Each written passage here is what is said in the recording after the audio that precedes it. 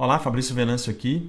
Hoje eu quero abrir uma parte da minha história que por muitos anos eu evitei tocar. É um tema que me acompanhou por quase toda a vida, mas que ao mesmo tempo foi o que mais me feriu e me transformou. Eu fui testemunha de Jeová.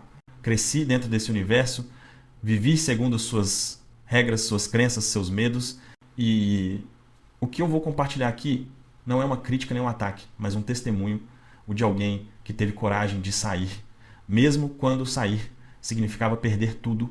Durante muito tempo eu não quis falar sobre isso. Talvez porque as lembranças ainda doíam, talvez porque eu não queria parecer ingrato com tudo que vivi lá.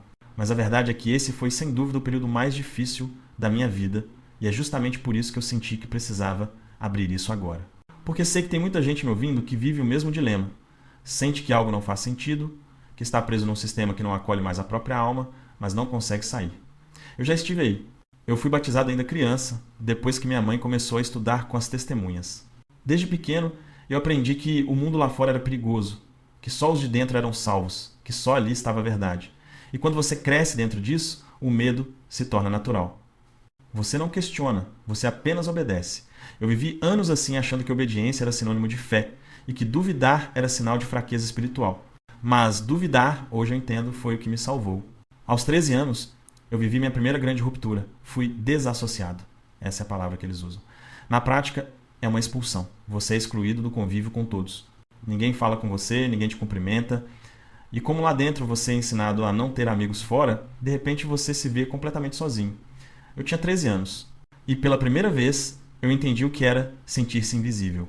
Naquela época, eu ainda acreditava que o erro era meu, que Deus estava me punindo.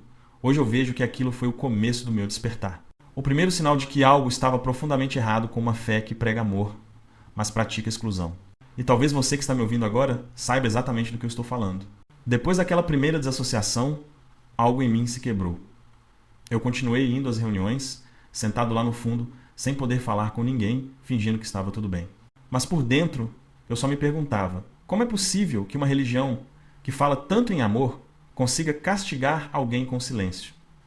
Era uma sensação de estar vivo, mas apagado. Eu via as pessoas conversando, rindo, trocando abraços, e sabia que nenhuma daquelas palavras era mais para mim. Aos 13 anos eu aprendi o que era solidão espiritual. Com o tempo, eu voltei a ser aceito.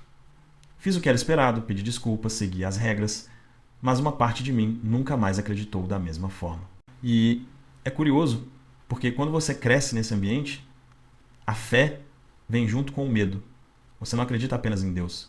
Você acredita também no castigo, na rejeição, na culpa. É como se a própria salvação dependesse de agradar as pessoas que falam em nome de Deus. E eu vivi muito tempo tentando fazer isso, tentando ser aceito, tentando ser bom o bastante. Mas dentro de mim, algo começou a incomodar. Eram perguntas simples, mas que ninguém conseguia responder.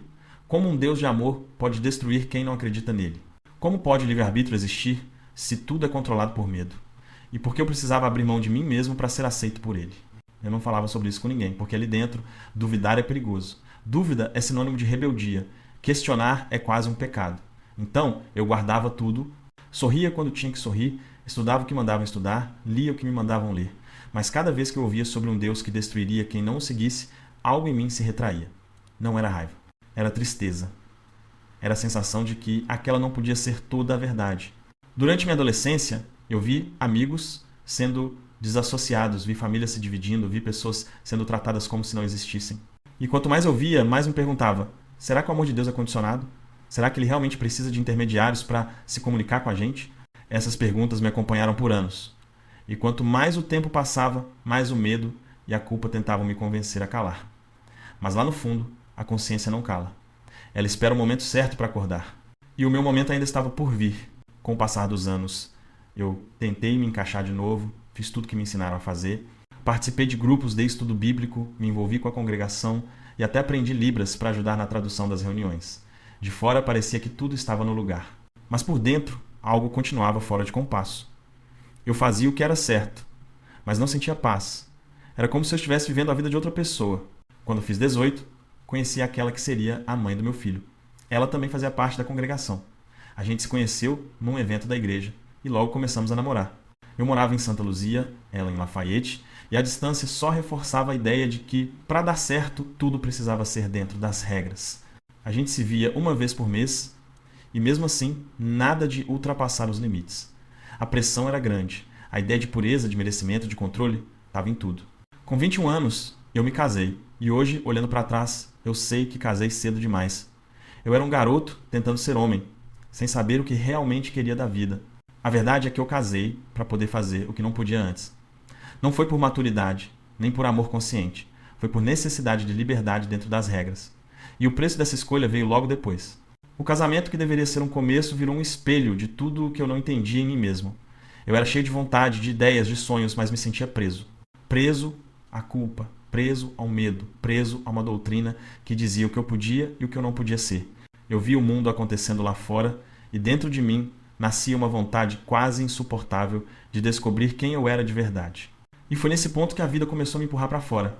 Aos poucos, fui me afastando das reuniões, das conversas, das atividades, não por rebeldia, mas porque nada daquilo me fazia mais sentido. A fé que antes me sustentava começou a se parecer com uma prisão. E o que era para ser um caminho de luz começou a me parecer um túnel sem saída. Mas, como tudo na vida, o que parece uma queda às vezes é o início de um despertar. Foi nesse período que um livro mudou completamente o rumo da minha história. Um dia, em meio a tudo isso, eu entrei numa livraria. Não era algo que eu costumava fazer. Naquela época, eu quase não lia, mas algo me levou até lá, como se fosse um chamado. E ali, entre tantas prateleiras, um livro saltou aos meus olhos. O Poder do Subconsciente. Peguei, folheei e senti algo diferente. Não era curiosidade. Era como se uma parte de mim soubesse que aquele livro tinha algo que eu precisava ouvir. Eu comprei. E quando comecei a ler, foi como se uma porta tivesse se aberto. Aquelas palavras falavam direto comigo. Não sobre religião, mas sobre poder interior, sobre fé como estado mental, sobre a força criadora que vive dentro de cada um de nós. E o mais estranho é que, mesmo sem nunca ter ouvido aquilo antes, parecia que eu estava lembrando, não aprendendo. Cada página me fazia sentir que aquilo era o que sempre fez sentido, mas que eu nunca tive coragem de acreditar. Ao mesmo tempo, era um conflito enorme, porque tudo que eu li ali era o oposto do que me ensinaram por anos. Lá diziam que pensar demais era perigoso, que buscar respostas fora era prova de fraqueza espiritual. Mas aquele livro dizia o contrário, que Deus está dentro, não fora. Que o subconsciente é o elo direto com o divino. Que a fé não é obediência, é consciência. E quanto mais eu lia, mais claro ficava. Eu não estava traindo a Deus. Eu estava conhecendo Ele de verdade pela primeira vez. Foi um processo silencioso. Eu não contei para ninguém, nem para minha esposa. Lia escondido, refletia em silêncio e sentia minha mente se expandindo. Era como se, depois de tantos anos acreditando num Deus que punia, eu finalmente tivesse encontrado um Deus que amava. E isso me libertou. Mas liberdade, quando nasce dentro de quem vivia preso, assusta, porque o sistema não aceita quem pensa diferente. Então eu tentei conciliar as duas coisas, o que eu estava descobrindo e o que eu ainda vivia. Achei que dava para equilibrar. Achei que dava para manter o coração aberto e ainda seguir as regras. Mas chega uma hora que não dá mais. O novo e o velho não convivem no mesmo espaço por muito tempo.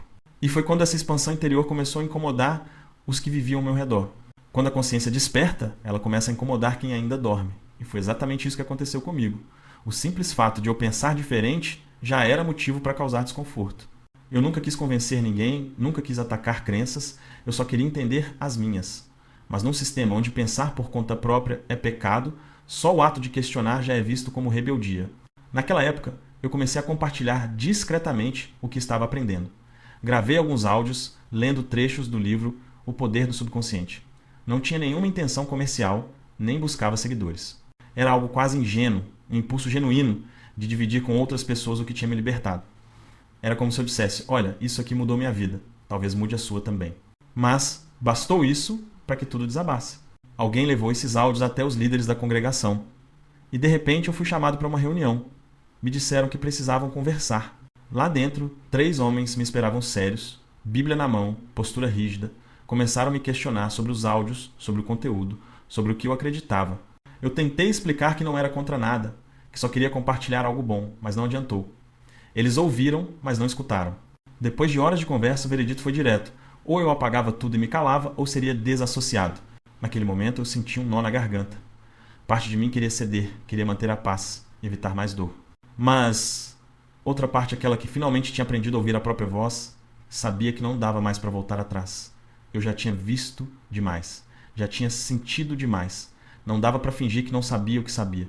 Então, eu olhei para eles e disse, tá bom, façam o que tiver que ser feito. Poucos dias depois veio o anúncio.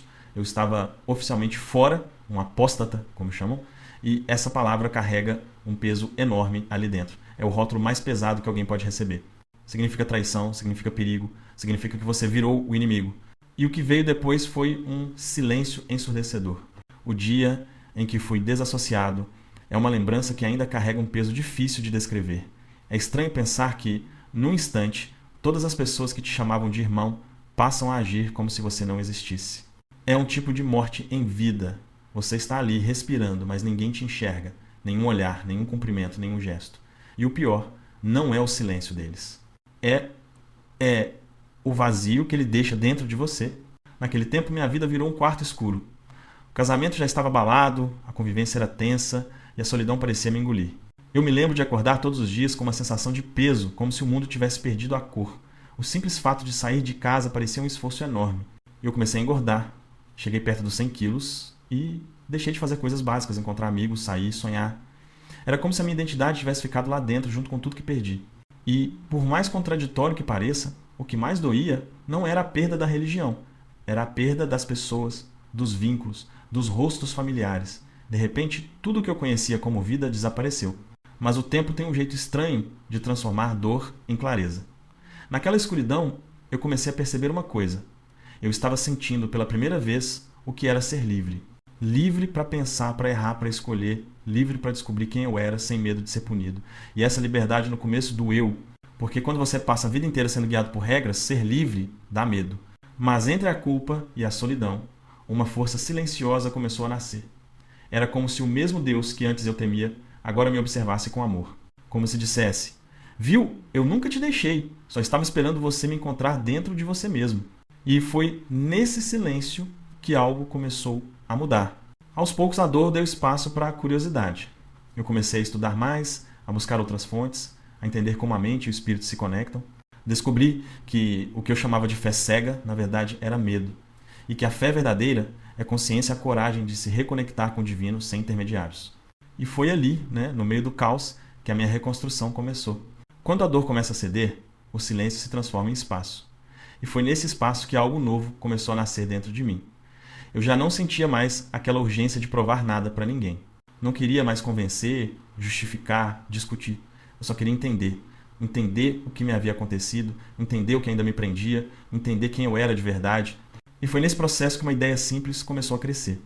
Se aquilo que eu tinha aprendido sobre o poder da mente tinha me libertado, talvez pudesse libertar outras pessoas também. Eu não sabia como, nem tinha grandes planos. Só sabia que precisava compartilhar. Então comecei a gravar. Pegava meu celular, abria o livro, O Poder do Subconsciente, e lia em voz alta. Era como se cada palavra que eu falava curasse mais um pedaço meu. Na época, eu nem fazia ideia do que estava começando. O canal que existe hoje nasceu daí. Sem estratégia, sem roteiro, sem intenção de virar um trabalho. Nasceu de um desejo puro de dividir aquilo que estava me curando. E é curioso como a vida reorganiza tudo. O que antes foi motivo da minha expulsão, se tornou o caminho da minha missão. O que antes me isolaram por fazer, hoje conecta milhares de pessoas. A verdade é que o universo não desperdiça dor. Cada ferida tem uma função, e quando a gente permite, ela vira força. Eu descobri que a minha maior ferida, o sentimento de exclusão, se transformaria na base da minha missão. Fazer as pessoas se sentirem incluídas na própria vida, conectadas à própria fonte. E foi aí que eu entendi algo fundamental. Sair daquela religião não foi um ato de rebeldia, foi um ato de amor próprio. Porque amor próprio é isso, é quando você escolhe a verdade, mesmo que ela te custe o mundo inteiro. Hoje eu entendo que não fui eu quem escolheu esse caminho. Foi ele que me escolheu. Tudo que parecia uma perda era, na verdade, um chamado para viver algo maior. Com o tempo, o peso começou a se transformar em compreensão. Eu parei de lutar contra o passado, parei de tentar apagar o que aconteceu. Porque por mais doloroso que tenha sido, foi aquilo que me formou. Cada lágrima, cada perda, cada silêncio me empurrou para dentro de mim. E foi lá, dentro, que eu encontrei algo que nunca tinha sentido: paz. Eu precisei atravessar o inferno para entender o paraíso que é ser livre por dentro.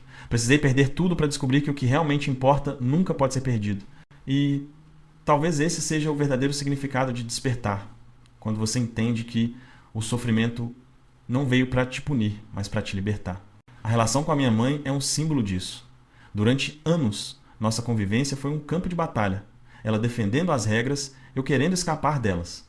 E quando finalmente me afastei, achei que aquele laço tinha se rompido para sempre. Mas, aos poucos, a vida foi nos aproximando de novo. Hoje, a gente se fala quase todos os dias. Rimos, lembramos, falamos do passado sem dor. Ela também não frequenta mais, e o que antes nos separava, hoje nos une. A liberdade de pensar, de sentir, de amar, sem medo. Perdoar foi inevitável. Não porque o que aconteceu deixou de doer, mas porque eu entendi que ninguém faz o mal de propósito quando acredita que está fazendo o bem. Todos nós agimos a partir do nível de consciência que temos. E dentro do nível de consciência dela, minha mãe estava só tentando me salvar, assim como eu, naquele tempo, também tentei salvar os outros do mundo de fora. Hoje, eu vejo que não existe mundo de fora. Tudo é parte do mesmo campo. Tudo é energia. Tudo é Deus se expressando em diferentes formas de entender o amor. E foi quando eu realmente aceitei isso. Aceitei tudo. Que algo muito profundo aconteceu. Eu deixei de me sentir vítima da religião e passei a ser o autor da minha própria fé. A partir desse ponto, minha vida começou a florescer. Como se cada área, aos poucos, fosse se realinhando à minha nova vibração. O trabalho, o propósito, o relacionamento comigo mesmo. Tudo começou a fluir. Olho para trás e percebo que tudo fez sentido. Cada rejeição, cada silêncio, cada queda, tudo me empurrou para dentro de mim. Porque às vezes, para se encontrar, você precisa se perder primeiro. Eu precisei perder a religião para encontrar a fé. Precisei perder pessoas para encontrar a mim mesmo. E hoje eu entendo. Liberdade espiritual não é sobre abandonar algo. É sobre voltar para casa dentro de você.